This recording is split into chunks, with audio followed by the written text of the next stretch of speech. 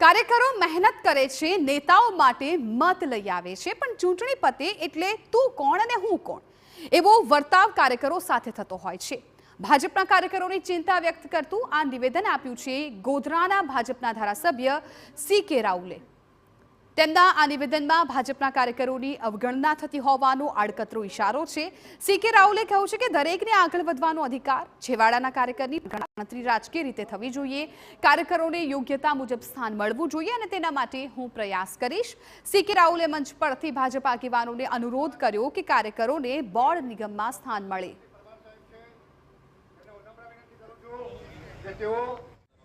અમારી આ લાગણી છે, આ લાગણી આપણે પહોંચાડવાની છે। આપણે મતો કાઢીએ છીએ, મહેનત કરીએ છીએ, તો દરેક કાર્યકરના અનુસંધાનમાં બધાને કઈ ધારાસભ્ય ના થવાય, બધાને કઈ લોકસભાના સભ્ય ના થવાય, પણ નાનું મોટું જે સંગઠનમાં સ્થાન મળે છે એમાં રાજ્ય કક્ષાએ પણ આ પ્રાર્થીની વાત મેં એટલા માટે કહી કારણ કે કોઈ કરતું નથી। ચૂંટણી પતે એટલે તું કોણ ને હું કોણ, એટલે તમારા બધાની અમે ચિંતા આ લોકસભાની ચૂંટણી પછી અમે કરવાના છે। બધા સ્ટેટના અમારા જે મહાનુભાવો એમાં સંમત છો તમે?